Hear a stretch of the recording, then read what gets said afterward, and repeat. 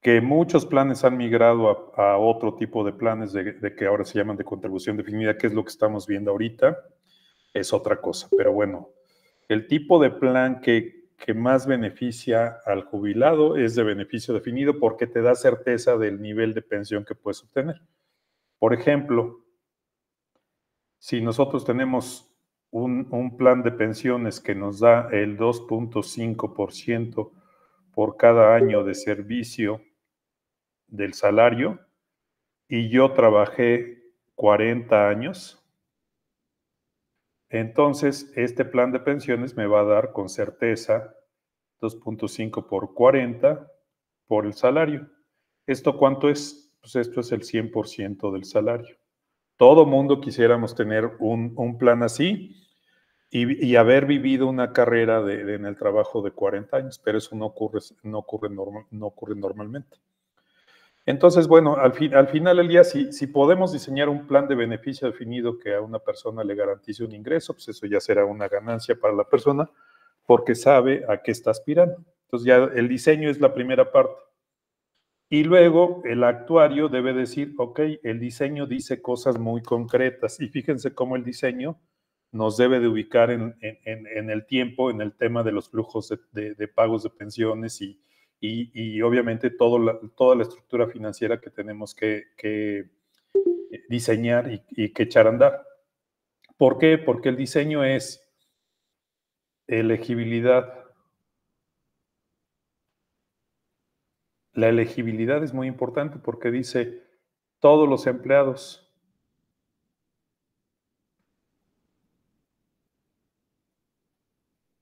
de la compañía ABC. Entonces, si me mandan un listado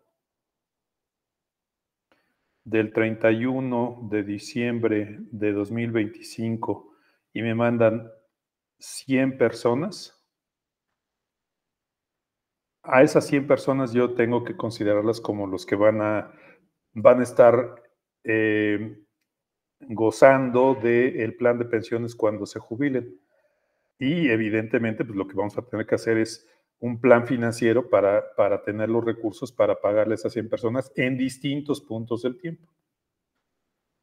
Elegibilidad, edad de retiro. Si no tuviéramos una edad de retiro, no sabríamos en qué edad tendríamos que parar todo.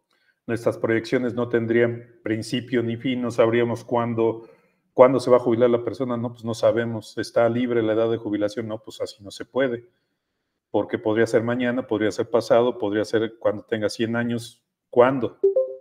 Entonces ahí empiezan los parámetros de una evaluación actuarial, ¿cuándo se va a retirar? Y luego, pues el sueldo,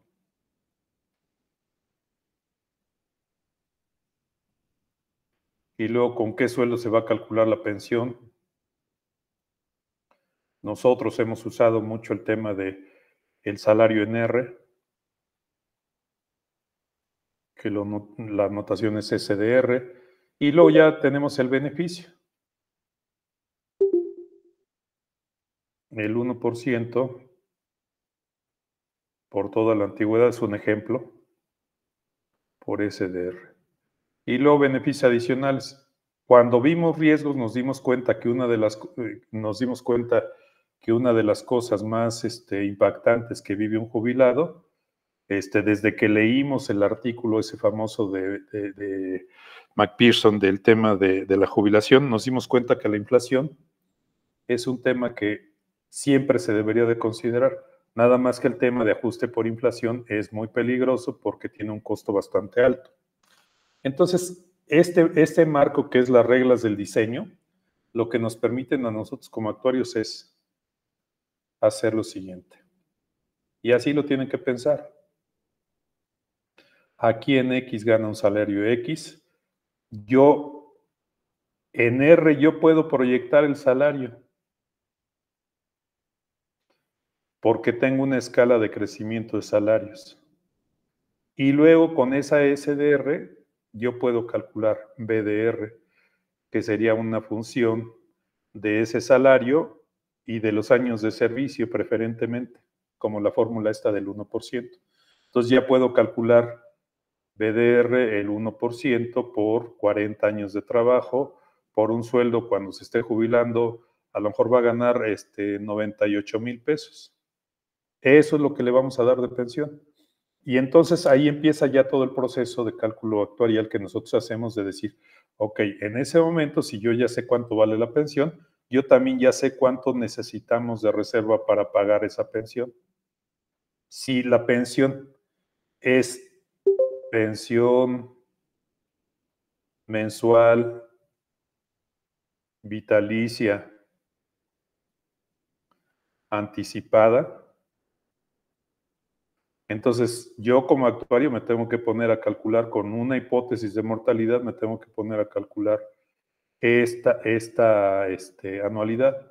Y luego, oye, no, pues que el sueldo es mensual, pues bueno, entonces vamos a multiplicar esta por 12. Entonces, el actuario dice, comienzo por saber cuánto necesito de recursos cuando se esté jubilando. Este es el fondo que yo necesito tener en el retiro. Y luego ya agarro y digo, bueno, pero no, eso no es, no estoy trabajando en el retiro, estoy trabajando en X.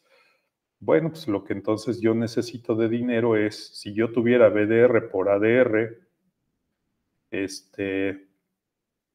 me lo traigo ahorita.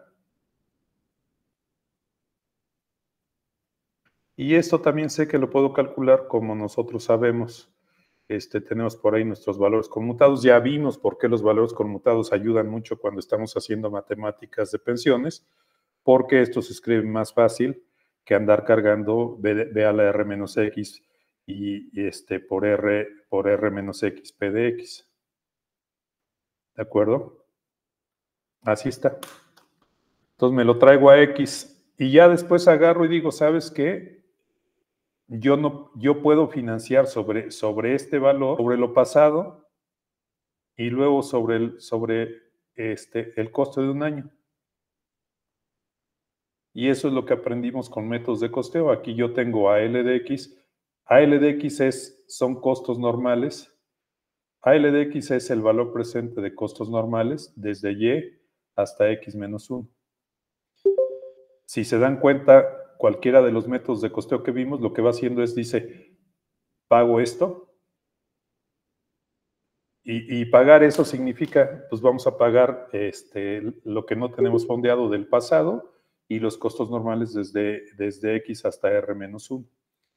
Entonces, eso es lo que permite el diseño. El diseño nos ubica en el tiempo y nos permite hacer estas proyecciones y luego regresar a valor presente y luego decir, ¿cómo financio? ¿Sobre el valor presente total o sobre los servicios pasados?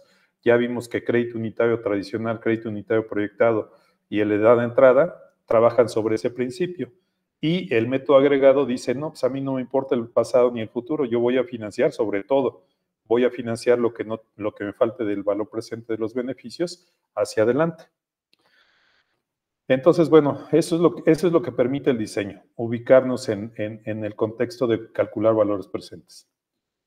Por eso hicimos el tema del repaso de matemáticas actuariales de pensiones, no es más que la suma de todos los capítulos, de varios capítulos de financieras, 1, 2, finanzas, portafolios de inversión, etcétera, etcétera, y de matemáticas actuariales.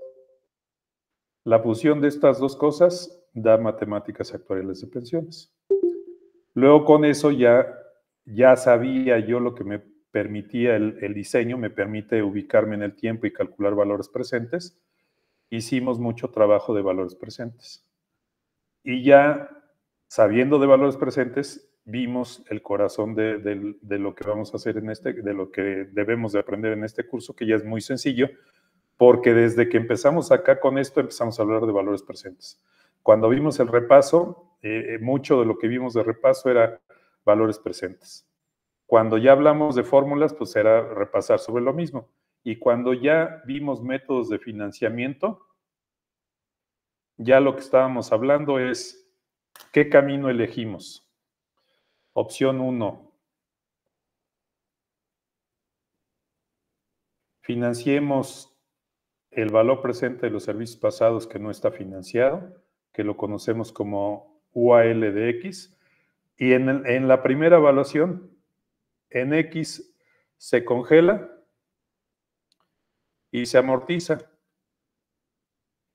Eso es lo que hace CUT y CUP.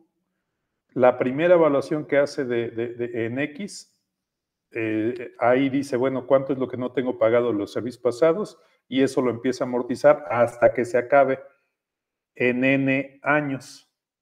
Por eso, si alguien ve cómo está el ejemplo que les mandé, en X tenemos un valor, tenemos 100, si amortizamos 10 nos quedan 90 el siguiente año, 90 menos 10 nos quedan 80 el siguiente año, y así van a ocurrir 10 años hasta llegar a que el UL de X del primer año se termina de pagar en N años. Esa se va disminuyendo hasta quedar en ceros. Y la otra parte del costo es ir pagando NC de X más 1, hasta R menos 1. Vamos a pagar todos esos costos. Si se fijan, esa forma de financiar que la usan CUT, CUP y el método de entrada, pues es la misma. Dice, bueno, ¿cuánto debo del costo de un año? Y pago los servicios pasados.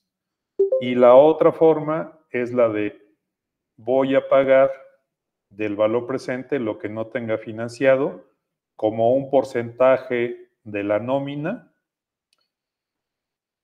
cada año. Eso es lo que voy a pagar, ese es mi costo. Este método del agregado no se preocupa de si hay pérdidas, si la tasa varió, si nada. El método agarra y dice, calcúlate el valor presente de los sueldos futuros, calcula la proporción de lo que no está financiado y multiplícalo por el sueldo, y ese es tu costo normal. No te preocupes por cuánto te desviaste ni nada por el estilo. Esos son los 4 métodos que vimos y las 2 filosofías de financiamiento que vimos. Entonces, ya que tienes los métodos, tú tienes cálculos de, por ejemplo, el valor presente en R, el valor presente en X, el valor presente de los servicios pasados en X y NC de X. Y entonces te dicen, bueno, primer paso para luego financiar, contabilidad. Aquí es donde viene un poquito el tema de, yo lo que les empecé a hablar creo que desde que empezamos a hablar un poco antes de diseño, les dije, un actuario siempre va a haber un tema de balance actuarial. ¿Están ahí todavía? ¿O estoy fuera de...? Sí, profe. Ok. Bueno, entonces, a ver, miren, aquí viene la parte importante. Un actuario siempre tiene que ver las dos partidas más importantes de pasivo y activo. Obviamente el pasivo lo puede ver con las dos filosofías que vimos arriba, con agregado, o lo puede ver con edad de entrada, o lo puede ver con CUT o con CUP. Vamos a verlo con CUP. El pasivo, ¿cuál es el pasivo del plan de pensiones? Ah, pues el valor presente de los servicios pasados que tienes en X. ¿Y cuál es el activo? Aquí es donde viene, y ya me han estado preguntando, alguien que hoy preguntó sobre el tema, creo que en el grupo y luego ya por su parte, ¿cómo vamos a entender el activo en un plan de pensiones? Pues obviamente el fondo, esa sería la primera partida de activo. Pero la otra partida de activo es, y lo voy a poner en palabras, todas las promesas de pago de partidas no financiadas. Si como actuario tú comprometes a una empresa a pagar, por ejemplo, ¿qué partidas de pago no están financiadas? Pues cuando inicio la primera evaluación, UAL de X igual a AL de X menos F de X, esa partida no está financiada. Cuando prometes pagarla, cuando dices voy a amortizar en, por ejemplo, 10 años, estarán de acuerdo y véanlo como actuarios, véanlo como el tema de yo soy responsable de que este plan de pensión esté financiado. La empresa sabe que debe de pagar el pasivo, sabe que tenemos que crear un fondo de pensiones y ya me dijo, ya me hizo caso de que pague todo lo que no financió del servicio pasado en 10 años, que es ALDX menos FDX. Bueno, pues al hacer eso, se darán cuenta que actuando como el plan de pensiones visto como una entidad, el plan de pensiones dice, me deben el pasivo por servicios pasados, pero ya prometieron pagarlo. Y ahí es donde se ve el balance entre las dos partidas. Entonces, esto es importante porque en el formato que yo les enseñé, que ese formato que les enseñé es el formato básico de cómo se contabiliza CUT y CUP, pues lo único que hacen es eso. Dicen, bueno, pues ya tengo balanceado. Aquí es ALDX, la suma. Si yo sumo estas partidas, están de acuerdo que esto me da también ALDX. Ahorita, esta es la forma básica del balance actuarial. El tema del costo del plan de pensiones.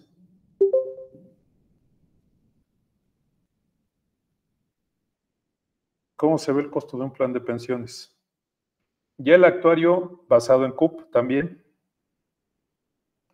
dice, bueno, mira, a ver, ya calculé mi pasivo y ya calculé mi activo. Ya sé lo que va a pasar, cómo va a crecer de X a X más 1 el pasivo. Por lo menos va a crecer en ALDX más NCDX y eso lo empezamos a ver desde un principio. Dijimos, si un actuario siempre ha sabido que cuando está al principio del año dos cantidades como ALDX y NCDX valen esos valores, al final del año ya no valen eso, valen ALDX por 1 más I y NCDX por 1 más I. Y nosotros, ¿se acuerdan que encontramos una ecuación que decía, fíjate que cuando yo me mueva de X a X más 1, por lo menos lo que yo espero es que se parezca a ALDX más 1 esperado, que es esto. Pero también sé que es muy probable que pase lo siguiente, que me desvíe del curso de pago. ¿Por qué? Y ahí es donde viene uno de los ejemplos de lo que les mandé. Si se fijan, les mandé un ejemplo creo que del plan de pensiones de 0.95% y hay 3 personas. Les mandé, aquí en este punto del tiempo había una población ADT y aquí había otra población ADT más 1. En ese ejemplo que les mandé, había aquí 3 personas y aquí había 3 personas. Y eso les va a pasar en la evaluación del caso práctico. A lo mejor van a ver que hay 3 personas y 3 personas, pero de repente van a decir, fíjate que una de las personas no es la misma del año pasado. O a lo mejor la ven y dicen, aquí le cambiaron el dato, ya le cambiaron la antigüedad, ya no tiene antigüedad. Pues no. Resulta que la segunda persona de ese ejemplo que vimos era una baja. Y si se acuerdan de nuestra fórmula, teníamos como que toda la obligación de ALDX más 1 de las bajas. Y había una diferencia con el ALDX más 1 relacionado con la Q la Q de decrementos. ¿Qué quería decir esto de las desviaciones? Quería decir que al comparar las bajas de un año con las que yo esperaba o creí que iban a salir, va a haber una diferencia. Y esa diferencia es el corazón de la evaluación actuarial. Esa es una desviación, o mejor conocido como una pérdida o una ganancia. Si se fijaron en ese ejemplo del punto 95, la segunda persona que salía de la evaluación actuarial me generaba una ganancia porque su pasivo era más alto que lo que crecían las otras dos. Las otras dos personas por su salario crecía su pasivo más de lo que yo esperaba, pero la baja de esa persona causaba que fuera negativa el crecimiento del pasivo, es decir, era una ganancia, rebasando lo que los otros dos habían crecido. Así le pasa a un plan de pensiones. de un año al otro, ¿sí? Entonces, ¿cómo se ve el costo de un plan de pensiones? En el primer año nunca va a haber problema porque el costo va a ser, si yo veo esto que acabo de explicar aquí, ahora sí lo voy a escribir como un contador. Diría, bueno, pues me cuesta el costo del año por 1 más I. De eso no te libras. ¿De qué otra cosa no te libras? De que hay un costo de financiamiento del inicio del año al final del año. Los intereses sobre ALDX estarán de acuerdo que es un costo financiero. Si tuviéramos un fondo aquí, los intereses sobre el fondo serían un ingreso del plan de pensiones, disminuirían el costo. Y luego ya vendría el tema de la promesa de financiamiento del plan de pensiones. Y aquí quiero ser muy claro. Si ya dijimos que el crédito unitario se basa en esta filosofía, dice, bueno, a ver, hay que calcular esto, lo que no tenemos en el fondo de los servicios pasados y amortizarlo, y ya dijimos que es en N años, pues obviamente UALDX sobre N es el valor de la amortización, que es parte de la promesa de financiamiento del plan de pensiones. Entonces aquí va UALDX entre N. Esta no va a cambiar, esta amortización no va a cambiar. Y lo único que va a ir pasando es que UALDX menos UALDX entre N va a ir disminuyendo el valor inicial de UALDX de la original y va a agotarse dentro de N años y va a quedar en ceros, porque esa es la promesa de pago de los servicios pasados. ¿Qué otra cosa puede surgir? Justamente estas diferencias o las pérdidas y ganancias también las voy a tener que amortizar si surgen. Y si modifico el plan de pensiones, hicimos un ejemplo por ahí, también lo voy a tener que amortizar. Pues el costo anual, si a esto le pongo A, B, C, D, y que conste que por ejemplo, E puede ser positivo o negativo, y las modificaciones también pueden ser negativas. Entonces el costo anual se compone de la suma de A más B más C más D más E más F.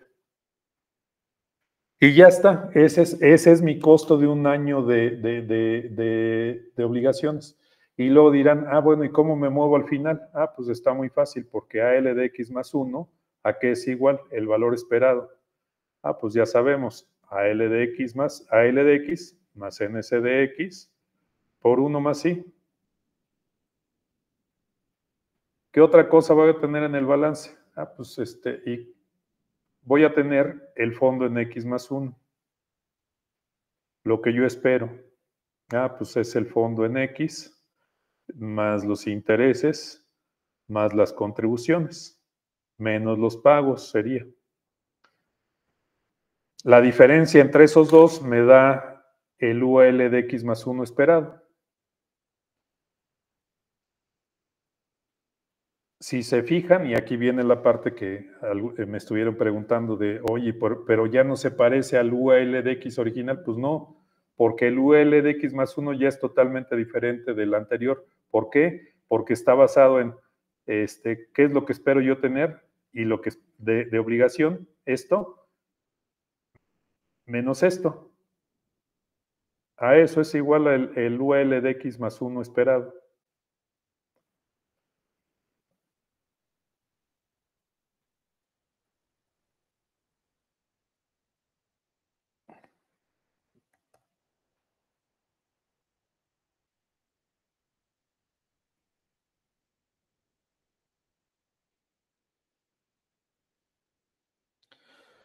Entonces, eso se va a contrapesar con, oye, ¿cuánto traigo de UAL de X menos UAL de X entre N, la primera amortización?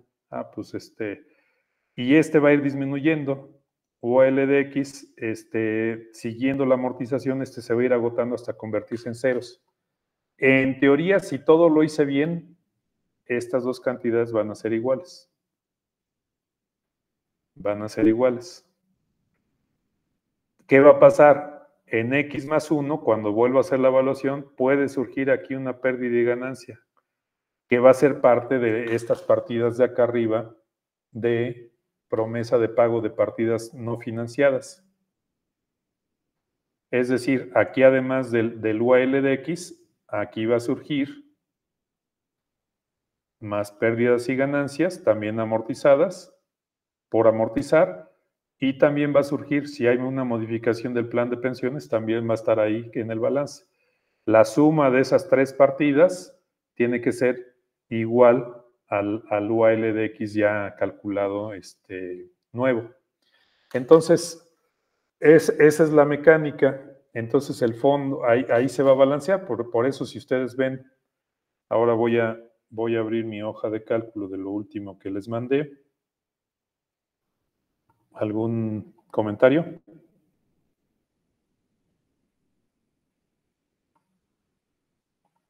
¿No? De mi A ver, parte, Todavía ¿están no. viendo la hoja que les mandé? Que la mandé en el Word. sí. Sí, profe, ya se ve. Fíjense, aquí está el balance puesto en una sola columna. Aquí está el pasivo y aquí está el activo. AL de X menos F de X, que es 1, 4, 15, 301, y el fondo está en ceros. Si se fijan, está como un activo. ¿Por qué? Porque ya hice una promesa de pago en 10 años.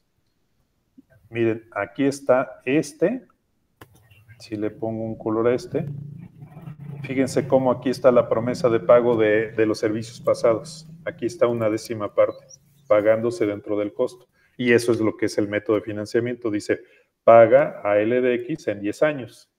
Y aquí está, miren, el costo de X a X más 1 con intereses. Aquí está. Y aquí está el interés sobre AL de X. Y si se fijan, el costo es la suma de esos tres, de todos esos costos.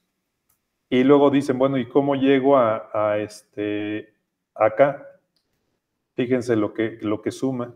AL de X más NC de X por 1 más I por AL de X, que en realidad no es otra cosa más que AL de X más NC de X por 1 más I. Así se ordena la hoja, que en realidad es la ecuación que habíamos puesto de ¿y cuál es el valor de AL de X más 1? Pues AL de X más NC de X por 1 más I. Lo hicimos primero en alguna de las primeras ocasiones, lo hicimos de manera intuitiva, pero luego, si se acuerdan de la ecuación esa que descompusimos todo, lo vimos pues, surgir de manera técnica. O sea, cuando yo hago los cálculos actuariales de esa manera desglosada, sí es cierto que AL de X más 1 esperado es igual a AL de X más NC de X por 1 más I, pero siempre surge la posibilidad de desviación. Fíjense cómo aquí el fondo, fíjense lo que es el fondo es el fondo es el X0, que está en ceros inicialmente, más los intereses que son ceros, más el costo del año que son 332,750. Y si se fijan, UAL de X en ese momento ya es la diferencia entre las dos cantidades, que da 1,273,771. Y fíjense lo más importante, la columna que dice AL de X menos F de X, dicen, pues ya disminuyó. Pues claro, porque AL de X valía 1,415,301, pero ya pagué 141,530. Y si se fijan, ese es el saldo que tengo, 1,273,771. Automáticamente se balancea aquí en el valor esperado, en X más 1. Ahí se balancea. ¿Qué va a pasar? Hago una nueva evaluación y pasa esto. Ese es un nuevo valor. Ya me desvié, pero si se acuerdan, desde que yo hice mis cálculos, me di cuenta de el real y el esperado. Y ya desde ahí, comparando el real con el esperado, me di cuenta que había una ganancia de 178,282. Ya lo sabía. Y aquí es donde viene el tema de lo que tienen que hacer ustedes con su caso práctico. ¿Por qué? Porque esta persona, y aquí es donde alguien me preguntó en concreto, me dijo, esa persona está mal, porque acá ya le cambió los datos. No, no le cambié los datos. Esta persona de aquí es nueva, es distinta, ¿sí? Que tenga 30 años inicialmente, pues está bien.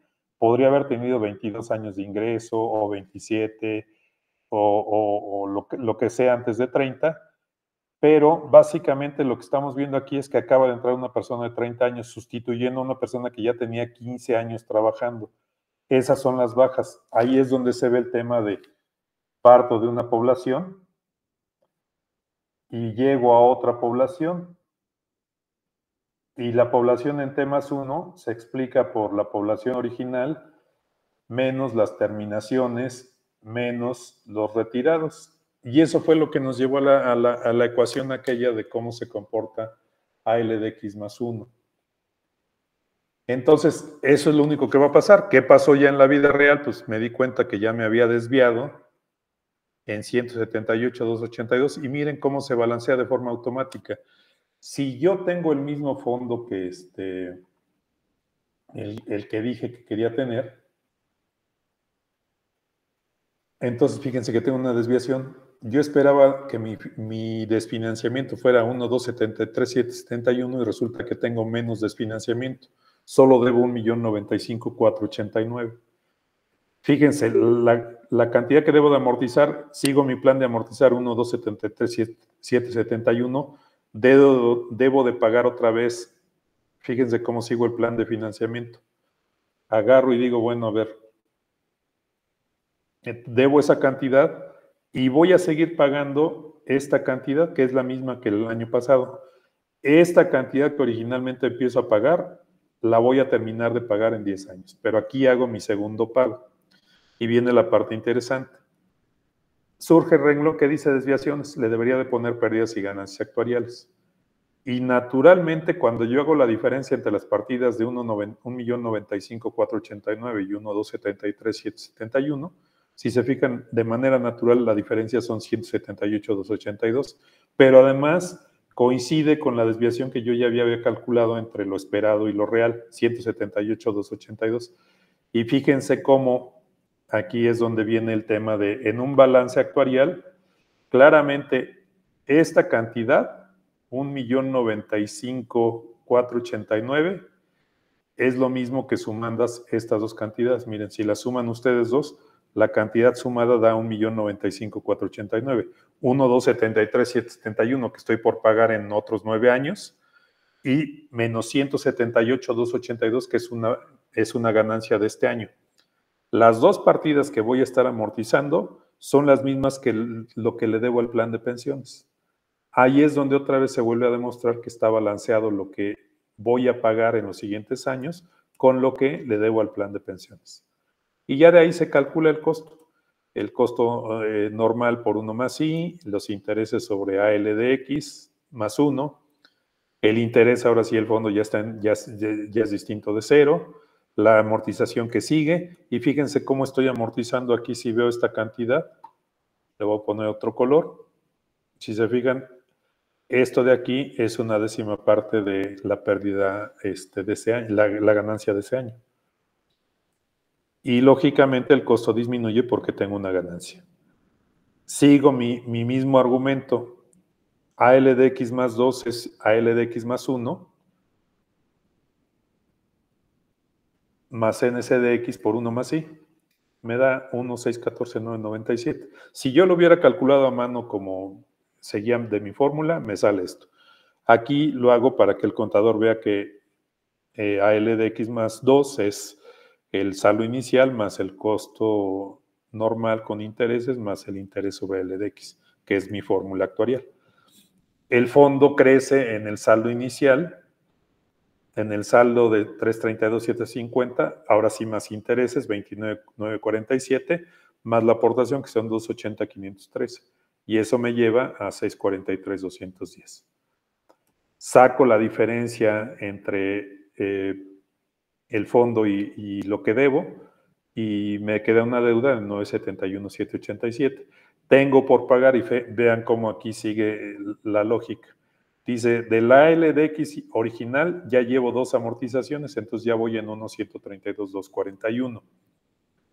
Y vean cómo la pérdida y ganancia ya también se amortizó. Se amortizó 178,282 menos 17,828 y me quedan 164,54. Otra vez, fíjense, si yo agarro y veo esta cantidad, le voy a poner otro color, comparada con estas dos cantidades, le voy a poner otro color. Vean cómo la suma de las dos cantidades por amortizar, que son por pagar, suman lo mismo que el pasivo, que son 971,787. Activos con pasivos están balanceados. Así está diseñada esta hoja. ¿Qué está haciendo esta hoja? Pues primero que nada está haciendo la contabilidad, que es lo más importante que debemos hacer. Para que un método de financiamiento funcione, debemos hacer la contabilidad de manera muy clara. ¿Qué hace la contabilidad? Registra pasivos, activos y, lo más importante, un costo. ¿Y qué es lo más importante de ese costo? Que ese costo se convierte en una contribución. Y lo más importante del mensaje que yo les tengo que decir es, si logramos que la contribución se realice, si la contribución va a dar a un fondo, ya logramos el objetivo de los métodos de financiamiento. Lo que vamos a hacer es que va a ir creciendo el fondo de pensiones y cada vez que se incremente el fondo de pensiones, estamos cada vez más seguros de que podemos pagar las pensiones en el futuro. Eso es algo que se fue olvidando en el pasado de lo que nosotros hacemos de los métodos de financiamiento, que aplican también para la seguridad social, siguen la misma lógica que les estoy explicando ahorita, y qué es lo que nos tiene ahorita entrampados con el tema de cuestan mucho las pensiones, etcétera, y que conviene más y demás. Pero al final del día, si queremos tener seguridad de pago de las pensiones, siempre debemos aspirar a tener la formación de activos para garantizar el pago de las pensiones. Así de sencillo. Entonces, ese es el curso. No nos metimos a detalles de pérdidas y ganancias y de todo eso, pues sí, no, pero obviamente en el curso que tenemos no nos podemos meter a todo eso y además sí quería tomar el tiempo para ver el tema último que les empecé a platicar la clase pasada del tema de los planes de contribución definida. Entonces, ¿por qué les quise explicar en este orden de ideas todo lo que acabo de hacer? Porque tiene que ver con el caso práctico. Porque ahorita subo el reporte en el Classroom para que ya tengan todo lo que necesitan para armar su reporte actuarial con el tema de la contabilidad. Y acuérdense que el objetivo es ese, acumular reservas para garantizar el pago de las pensiones. Entonces, cuando ustedes escriben un reporte, lo que tienen que explicar es esta lógica que acabo de tratar de transmitir y bueno, pues que alguien que está financiando un plan de pensiones diga, ya sé cuál es mi deuda, sé cuánto me cuesta en un año el plan de pensiones y que si sigo avanzando en ese plan de financiamiento voy a lograr tener los recursos suficientes para pagar. Preguntas, comentarios ya concretos sobre el caso práctico, dado que ya viene la siguiente semana en la entrega.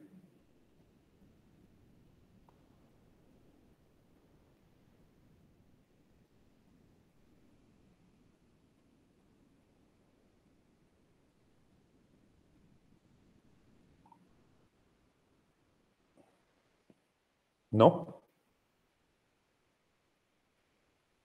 Ahí vamos sobre la marcha, profe. Ok, bueno, apúrense porque luego ya cuando están en el día anterior está surgiendo ahí, empiezan a mandar correos y qué pasa con esto y qué pasa con el otro. Ahorita es cuando pueden preguntar sobre altas, bajas, qué pasó con esta persona, tiene malos datos, ya le cambiaron una fecha, le cambiaron una fecha de nacimiento y bueno, también ahí va mucho las instrucciones para calcular edades y todo eso, pero luego cuando ya lo hacen con mucha presión, pues ya se les olvida las instrucciones y luego las variaciones llegan a ser más importantes, ¿no? Pero bueno, confiamos en que todo va bien y si tienen dudas, pues sugiero que sí, como equipos revisen su información, junten todas sus dudas y manden un correo lo antes posible. Sí, profe, muchas gracias. Porque les ayuda mucho. Luego ya cuando está sobre la presión en todos, ya cuando la presión está sobre todos nosotros, ya empieza el tema de, va un correo, luego va otro y luego ya me acordé que también tenemos esta duda y creo que así luego es más complicado resolver el caso práctico. Pero bueno, lo dejamos así por hoy. Y sí, mañana le seguimos a lo que ya habíamos platicado la clase pasada, porque eso también es importante. ¿Cuánto necesitarías ahorrar para tu jubilación? Esa sería la pregunta que yo les haría. ¿Cuánto necesitamos ahorrar para la jubilación? ¿Cómo se plantea un actuario esa pregunta?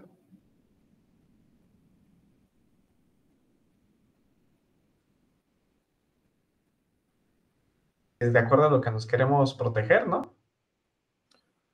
Ok. ¿Cómo se plantea eso? ¿Cómo lo plantea un actuario? ¿Qué hace un actuario para resolver esa pregunta? Pues toma en cuenta la edad de la persona, su sexo, si a lo mejor tiene algún padecimiento y también pues el ingreso de la persona, ¿no? Uh-huh. ¿Dependerá el ingreso de la persona para la meta o no? Sí, sí, yo digo que sí influye mucho. Ok.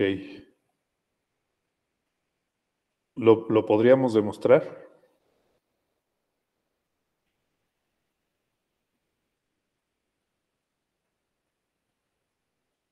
O sea, una persona que gana 10,000 es distinta de una persona que gana 20,000. Esa sería la afirmación. El plan de ahorro para uno y para el otro es totalmente distinto. ¿Sí es así?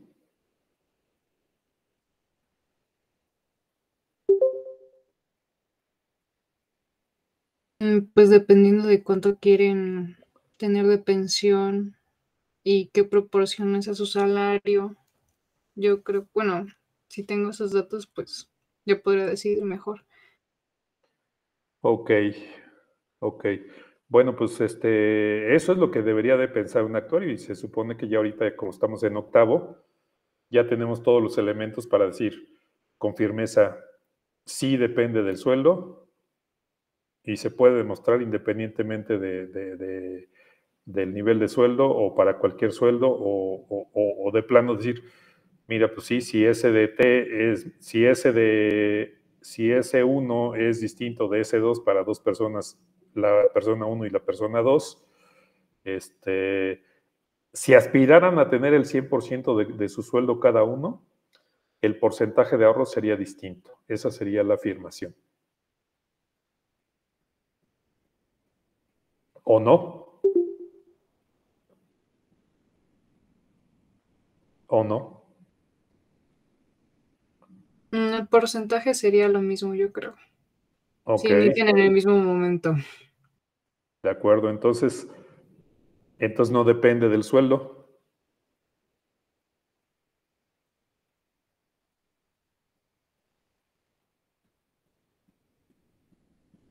Pero tienen la misma edad. ¿Sí?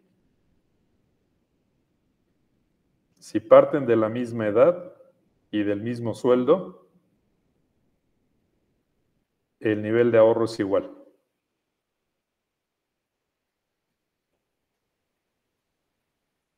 ¿O tenemos dudas?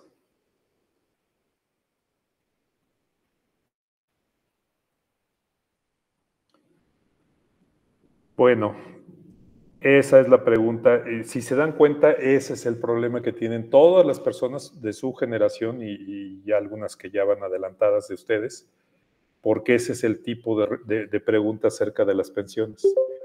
Muchas personas que andan ahí en las afores, si se dan cuenta, les dicen, no, ahorra, ahorra, ahorra. Y la verdad es que muchos, yo no creo que tengan la certeza de a dónde van a llegar con el ahorra, ahorra, ahorra. ¿O sí?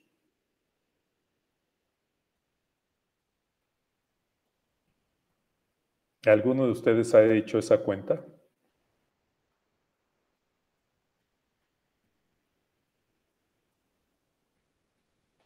No, Yo de mi no, parte no. profe. Pero vale la pena, ¿verdad? Como actuarios, esa pregunta pues, es fundamental porque pues, se supone que nosotros estudiamos eso. Muchas de las materias que llevamos nos formaron en cómo contestar esa pregunta.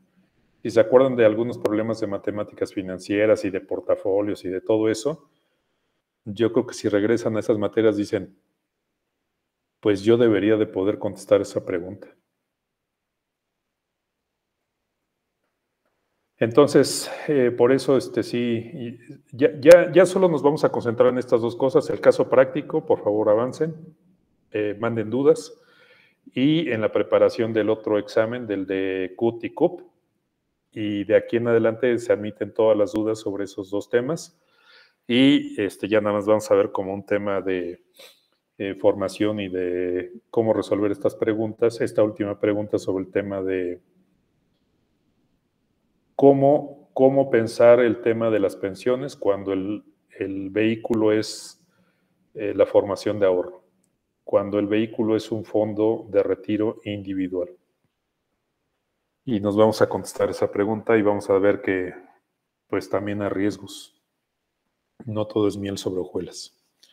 Pero bueno, nos vemos la siguiente clase. Estoy abierto a las preguntas, me mandan ahí sus Profe, correos, dudas, me han mandado chats, etcétera. Estoy abierto y les contesto cuando me las manden. antes de Dime. que acabe, me gustaría preguntarle si en el examen va a venir CUP y CUT y la contabilidad únicamente Sí. como el método de CUP, Sí, CUP, crédito unitario proyectado. o podemos Es esperar como algún otro. este ejemplo que vimos ahorita, así va a venir.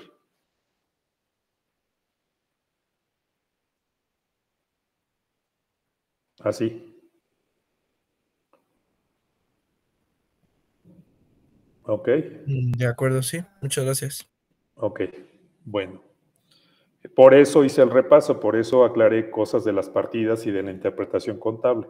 De todas maneras, si tienen dudas, me pueden preguntar y me pueden decir, es que no le entiendo cómo está balanceado ahí activos y pasivos, es que no entiendo por qué sale 1,606, 520, o por qué el 1,273, 771 está en esperado y luego cambia a 1,095,489. Todas esas cosas me las pueden preguntar. ¿Ok? Sí, gracias. Bueno, listo. Nos vemos. Bonita noche.